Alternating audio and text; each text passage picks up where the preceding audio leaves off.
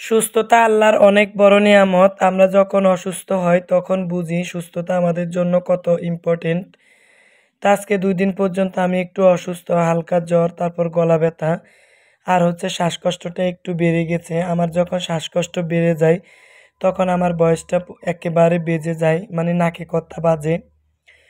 তো প্লিজ একটু ইগনোর করবেন আর আমার ভিডিওটা ফুল ওয়াচ করে আমাকে সাপোর্ট করবেন।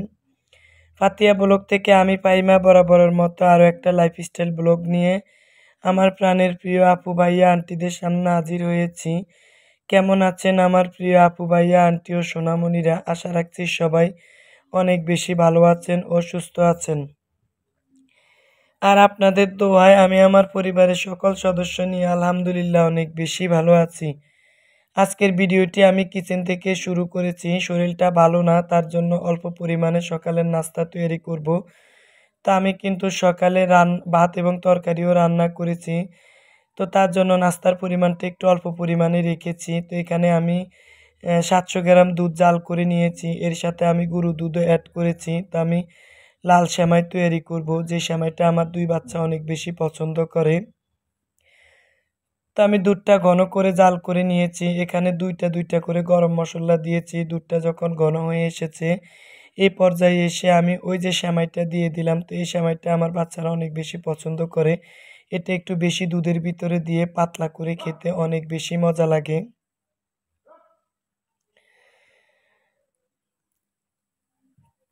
তো বা যারা আমার ভিডিওটির সাথে এ পর্যন্ত আছেন প্লিজ ছোট্ট একটা লাইক দিয়ে ভিডিওটি কন্টিনিউ করবেন। আপনার একটা লাইক আমার কাছে অনেক বেশি মূল্যবান।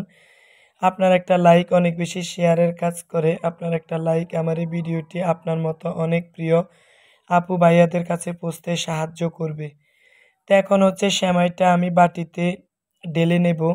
তো এই সেমাইটা রান্না করলে কিন্তু একেবারে পাতলা রান্না করতে হয়। যখন ঠান্ডা হয়ে যায় তখন কিন্তু বসে যায়, তখন খেতে ভালো লাগে না। তো বাটিতে একটু ছোট ছিল, তার জন্য আমি বড় একটা বাটিতে সেমাইটা আবার পুনরায় ঢেলে নিয়েছি। আর একটা আম আমি আগে ভিজিয়ে নিয়েছি আর কলা নিয়েছি। তো আজকে এই হালকা পাতলা নাস্তা ২ মা ছেলে করে নেব। আর আমার মেয়ে ঘুমাচ্ছে আর হাসব্যান্ড তো সকালে চলে গেছে। তো আমার ছেলেকে এখন নাস্তাটা দিয়ে দেব। একটু ঘুম থেকে দেরি করে উঠেছি, মানে 6:30টায়। তার জন্য আর নাস্তা তৈরি করতে পারলাম না বেশি পরিমাণে।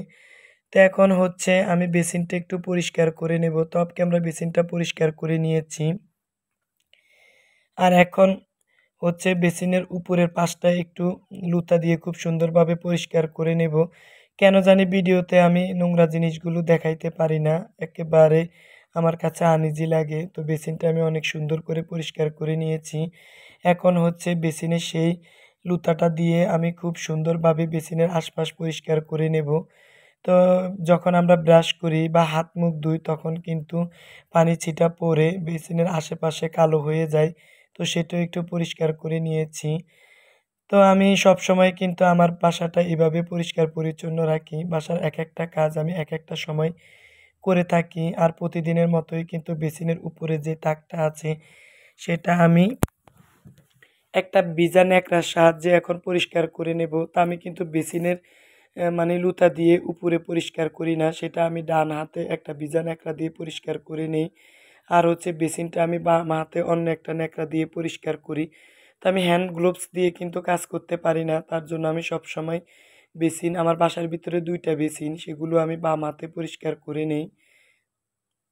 তো যারা ফার্স্ট টাইম আমার চ্যানেলে ভিজিট করছেন, যদি আমার এই ধরনের লাইফস্টাইল ব্লগ দেখতে আপনাদের ভালো লাগে তাহলে প্লিজ চ্যানেলটা সাবস্ক্রাইব করে দিবেন। আর যদি এই ধরনের ব্লগ আরও দেখতে চান তাহলে পাশে থাকা বেল বাটনের অল অপশনটা অন করে রাখবেন। এতে করে আমি যখন কোনো ভিডিও আপলোড করি তখন আপনার ফোনে নোটিফিকেশন চলে যাবে আর আপনি দেখে নিতে পারবেন। আজকে কিন্তু ভয়েস দিতে অনেক বেশি কষ্ট হচ্ছে, নাকে কথা বেজে যাচ্ছে, নিঃশ্বাস নিতে অনেক বেশি কষ্ট হচ্ছে, ঘন ঘন নিঃশ্বাস নিতেছি। তো প্লিজ একটু ইগনোর করবেন, কারণ মানে সময় অনুযায়ী আমার একদিন পর একদিন ভিডিও আপলোড দিতে হয়। তো মাঝে মধ্যে কিন্তু ইমপ্রেশন কমে যায়, তার জন্যে মানে সময় অনুযায়ী ভিডিওটা আপনাদের সাথে আপলোড করি। বেসিন পরিষ্কার করে তারপর চলে আসলাম কিচেনে। কিচেনের কিছুটা মানি প্লান্ট ২ দিন হয়েছে পানি পরিষ্কার করি না। তো তো এগুলোকে পানি মানে এগুলোর ভিতরের পানিটা চেঞ্জ করে তারপর শাওয়ার করিয়ে দেব। তো অনেক আপুরা আমার ভিডিওতে সবসময় কমেন্ট করে যে আপু আপনার মানি প্ল্যান্ট গাছগুলো খুবই সুন্দর। তো দেখেন আমি কিন্তু অসুস্থ, তারপর আমি আমার গাছগুলোর যত্ন কিন্তু ছাড়ি না। তো এভাবে যত্ন করলে গাছগুলো অনেক বেশি সুন্দর থাকবে। তা আসলে পরিষ্কার পরিচ্ছন্ন থাকা মনে হয় আমার একটা মানসিক রোগ। পরিষ্কার না থাকতে পারলে আমি কিন্তু তেমন একটা ঘুমাইতে পারি না, অনেক বেশি অসুস্থ হয়ে পড়ি। তো অসুস্থ আমি কিন্তু এই পরিষ্কার করতে গেলে হয়ে পড়ি। যখন পরিষ্কারের কাজ বেশি করি তখন কিন্তু ধুলাবালি আমার নাকে এবং শরীরের ভিতরে প্রবেশ করে আমার অ্যালার্জি শুরু হয়। তো সেখান থেকে আমার শ্বাসকষ্ট শুরু হয়। তো জানি না এই পরিষ্কারের কাজ কতদিন করতে পারবো। তো যতদিন শরীরে ক্ষমতা আছে ততদিনে পারবো। আর যখন পারবো না তখন তো বাসা অপরিষ্কার থাকবে। তারপর চলে আসলাম ওয়াল ক্যাবিনেটটা একটু পরিষ্কার করে নেব। তো গ্লাস ক্লিনার দিয়ে আয়নাগুলো একটু পরিষ্কার করে নেব। তো অনেক পরিমাণে ময়লা হয়েছে লুকিং গ্লাসে, কি করব? বাসার এক একটা কাজ আমি এক একটা সময়ে করি। দেখা গেছে একসাথে পরিষ্কার করতে গেলে শরীরের উপরে অনেক বেশি প্রেশার হয়। এতে করে কিন্তু আমার ঠান্ডার প্রবলেম এবং শ্বাসকষ্টের প্রবলেমটা দেখা দেয়। তো আমি এই ধরনের পরিষ্কারের কাজ করতে গেলে অনেক সময় মাস্ক ইউজ করি। তো মাঝে মধ্যে তাড়াহুড়োর ভিতরে কাজ করতে গেলে আর মাস্কটা তেমন একটা ইউজ করতে পারি না। তখনই কিন্তু ঠান্ডার প্রবলেমটা বেশি দেখা দেয়। তোয়াল ক্যাবিনেটটা তো সবসময় আপনাদের সাথে শেয়ার করি কীভাবে অর্গানাইজিং করেছি। তো আজও একটু শেয়ার করলাম। তো পরিষ্কার করলে সব কিছু অনেক বেশি ভালো লাগে। চোখের শান্তি মানে মনের প্রশান্তি। তো পরিষ্কার পরিচ্ছন্নতা ইমানের অঙ্গ। আর শরীরের দিকে খেয়াল রেখে কিন্তু কাজ করতে হবে। তো আমার হাসব্যান্ড আমাকে সবসময়ই বকা দেয়। আমি কেন সবকিছু এত বেশি পরিষ্কার করি। তো উনি যখন বাসায় থাকে না তখন আমি পরিষ্কারের কাজ করি। আর এদিক দিয়ে আমার হাসব্যান্ড কিন্তু বাজার নিয়ে এসেছেন। তো এখানে প্রায় ৩ কুঁড়ি কলা নিয়ে এসেছে। প্রায় মানে ৬০ টার মতো কলা হবে, কাঁচা পাকনা কলা। তো এগুলো আস্তে, আস্তে পাকবে আর আমি আমার বাচ্চাদেরকে খাওয়াবো। আর হচ্ছে তেলাপিয়া মাছ বড় সাইজের, আর হচ্ছে গ্লাস কাপ মাছ নিয়ে এসেছে, আর কিছু চিংড়ি মাছ, তারপর তরকারি।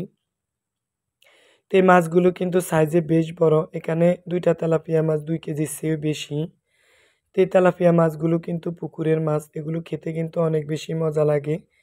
তো আমি অফ ক্যামেরায় কিন্তু মাছগুলো কেটে ধুয়ে পরিষ্কার করে নিয়েছি। তো এখন হচ্ছে ১০টা বাজে। তো আমার মেয়ে কিন্তু এখনও ঘুমায়। তো আমি কিন্তু ওর জন্য একটু বেশি পরিমাণে সবার জন্য তরকারিটা রান্না করব। আর হচ্ছে আমি অফ ক্যামেরায় ভাত রান্না করে নিয়েছি। তো আজকে দুপুরে আবার বিরিয়ানি রান্না করব আমার ছেলের জন্য। ও আবার অনেকদিন পর্যন্ত বিরিয়ানি খাওয়ার জন্য আমার কাছে বায়না ধরেছে।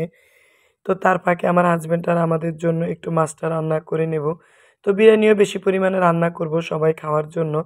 তো এখানে আমি আদা, একটুখানি জিরা, তারপর হলুদ, মরিচ, পেঁয়াজের সাথে দিয়ে দিয়েছি। তো কষিয়ে তারপর হচ্ছে লবণ দিয়ে দিলাম। তো আজকে মাছটা আমি না ভেজে কষিয়ে রান্না করব। তো এই ধরনের পুকুরের মাছ কিন্তু না ভেজে কষিয়ে রান্না করলে অনেক বেশি দুর্দান্ত হয়। তো খুবই ভালো লাগে। তো আমার হাসব্যান্ড কিন্তু ব্রয়লারের মাছ তেমন একটা পছন্দ করে না, মানে খামারের যে মাছগুলো। তো মাঝে মধ্যে কিন্তু এই ধরনের পুকুরের মাছ যখন ধরে তখন উনি নিয়ে আসে। তো এই মাছগুলো খেতে কিন্তু অনেক বেশি ভালো লাগে। তো এখন মশলার সাথে মাছটা কষিয়ে তারপর হচ্ছে আমি অল্প পরিমাণে পানি দিয়ে মাছটা ভালোভাবে কষিয়ে তারপর আমি একটা বাটিতে মাছটা তুলে রাখবো। দেখা গেছে যখন আমি তরকারি দেবো তখন তরকারির বাড়ির সাথে মাছটা ভেঙে যাবে। তার জন্য আমি মাছটা কষিয়ে ভালোভাবে একটা বাটিতে তুলে রাখবো। তারপর হচ্ছে তরকারি দিয়ে আমি খুব সুন্দরভাবে কষিয়ে এর ভিতরে মাছটা দিয়ে দেবো। তো আমি এভাবে যখন মাছ কষিয়ে রান্না করি তখন কিন্তু আমার হাসব্যান্ড অনেক বেশি পছন্দ করে। আর যখন খামারের মাছ মাঝে মধ্যে নিয়ে আসে তখন আমি ভেজে তারপর রান্না করি। তা আমরা একটু মাছ তরকারি বেশি পরিমাণে খাই, তার জন্য মাছও বেশি পরিমাণে নিয়েছি। তারপর মিষ্টি কুমড়াও আমি বেশি পরিমাণে নিয়েছি। তো কাঁচা মিষ্টি কুমড়া দিয়ে তেলাপিয়া মাছ রান্না করলে অনেক বেশি ভালো লাগে। তো তরকারিটা আমি কষিয়ে তারপর হচ্ছে একটু পানি দিয়ে দেব। তারপর অনেক সময় পর্যন্ত কষিয়ে নেব। তারপর হচ্ছে ঢাকনা দিয়ে ডেকে দেব। ঢাকনা দিয়ে ডেকে দিলে কিন্তু তরকারিটা প্রচুর পরিমাণে নরম হয়ে যায়। তারপর হচ্ছে এই যে মাছটা আমি একটা প্লেটে কষিয়ে নিয়েছি। তো হচ্ছে অফ ক্যামেরায় রান্নাটা করে নিয়েছি। আমি আর আমার মেয়ে কিন্তু নাস্তার পরে আবার কয়টা ভাত খেয়ে নিয়েছি। তো আমার মেয়ে তো সবসময় সকালের খাবার খায়। আর এখানে আমি ১৫-২ কেজির মতো মাংস ধুয়ে তারপর নিয়েছি আর ব্লেন্ডারে রসুন আর আদা পেস্ট করে নিয়েছি, টক দই তৈরি করে নিয়েছি। তো এখন প্রেশার কুকারে মাংস কষিয়ে রাঁধুনি গুঁড়া মানে রাঁধুনি বিরিয়ানি মশলাটা দিয়ে আজকে বিরিয়ানিটা করব। আর এক পাশে আমি 6টা ডিম সেদ্ধ দিতে বসিয়ে দিয়েছি। তো এখন হচ্ছে বিরিয়ানিটা করার জন্য প্রেশার কুকারে আমি পরিমাণ মতো তেল দিয়ে নিলাম। তারপর 2টা-3টা করে গরম মশলা দিয়ে দিলাম। যেহেতু রাঁধুনি বিরিয়ানি মশলার সাথে প্রচুর পরিমাণে মশলা থাকে, তার জন্য অল্প পরিমাণে মশলাটা ইউজ করেছি। তারপর হচ্ছে এর ভিতরে আমি এখন আদা রসুনের পেস্টটা দিয়ে দেব। তারপর আমি কিন্তু জিরা পাটায় বেটে নিয়েছি। তো পাটায় বেটে নেওয়া জিরা কিন্তু অনেক বেশি মজা লাগে যখন মাংস এবং মানে যে কোনো মাংস এবং তরকারিতে দেওয়া হয়। তো আমি এখানে একটু ভালো কালার আসার জন্য 1 টেবিল চামচ লাল মরিচের গুঁড়া দিয়ে দিলাম। চাইলে আপনারা স্কিপও করতে পারেন। তারপর 5-6টা কাঁচামরিচ ভেঙে দিয়ে দিয়েছি খুব সুন্দর একটা ফ্লেভারের জন্য। আর এখন হচ্ছে 1.5 টেবিল চামচ আদা বেটে রাখা দিয়ে দিলাম। সবগুলো মশলা আমি খুব সুন্দরভাবে ভেজে নেব। তারপর এর ভিতরে আমি টক দই দিয়ে দিলাম। এটা আমি সিরকা এবং গুঁড়ো দুধ দিয়ে 4 টেবিল চামচ টক দই তৈরি করে নিয়েছি। তো এখন ব্লেন্ডারের জারটা ধুয়ে অল্প পরিমাণে পানি দিয়েছি, এতে করে মশলাটা পুড়ে যাবে না। তা না হলে কিন্তু খাবারের টেস্ট নষ্ট হয়ে যাবে। দেখেন মুখে কিন্তু ভয়েস বেজে যাচ্ছে, প্লিজ একটু ইগনোর করবেন। তো এখন হচ্ছে কষানো হয়ে গেছে। তো আমি কিন্তু অফ ক্যামেরা অনেকক্ষণ পর্যন্ত কষিয়ে নিয়েছি। মাংসটা দিয়ে দেব। তো 2.5 কেজি পরিমাণ মাংসর সাথে আমি 1 কেজি পরিমাণ চিনি গুঁড়া চাল দেব। এতে করে বিরিয়ানিটা অনেক বেশি মজা লাগে। তবে আজকের বিরিয়ানিটা কিন্তু একেবারে নরম হয়ে গেছে। তো খেতে কিন্তু অনেক বেশি দুর্দান্ত হয়েছে। তো সেটা আমি সামনের দিকে আপনাদের সাথে শেয়ার করতেছি। তো এখন হচ্ছে বেশিরভাগই রাঁধুনি বিরিয়ানি মশলাটা দিয়ে দেব। অল্প পরিমাণে আমি চালের সাথে দেওয়ার জন্য রেখে দেব। তো মাংসটা আমি কিন্তু কষিয়ে নেব। তো মাংসটা অনেকক্ষণ পর্যন্ত কষাতে হবে। পরে মাংস থেকে পানি ছেড়ে দেওয়ার পরে আমি অল্প পরিমাণে এর সাথে পানি অ্যাড করব। তো ফুটন্ত গরম পানি অ্যাড করবেন, এতে করে বিরিয়ানির টেস্ট দ্বিগুণ হবে। কখনোই মাছ মাংসের সাথে আমি ঠান্ডা পানি ইউজ করি না, সবসময় গরম পানি দেওয়ার চেষ্টা করি। তো প্রেশার কুকারে আমি বেশি না 4টা সিটি দিয়ে নেব, খুব সুন্দরভাবে মাংসটা নরম হয়ে যাবে। তারপর হচ্ছে আমি এখন পোলাও চালটা ভেজে নেব। তো আজকে একটা পাতিলে তৈরি করব, যেহেতু একটু 3 কেজি পরিমাণে প্রায় বিরিয়ানির চাল এবং মাংস নিয়েছি, তার জন্য এই পাতিলটা নিয়েছি। তো এখন হচ্ছে আমি পেঁয়াজ দিয়ে দিলাম তেলের সাথে। তো তেলের পরিমাণটা একটু কম নিয়েছি, কারণ আমার ছেলে তেমন একটা ইদানিং তেল খেতে চায় না। তো 2টা-3টা করে গরম মশলা দিয়ে দিলাম। তারপর এগুলো যখন ভেজে নেওয়া হয়ে গেছে, এ পর্যায়ে এসে আমি চালটা দিয়ে দেব। তো চালটা আমি ভালো করে ভেজে নেব। তো সবাই কিন্তু আমার ভিডিওটা প্লিজ ফুল ওয়াচ করে দিবেন।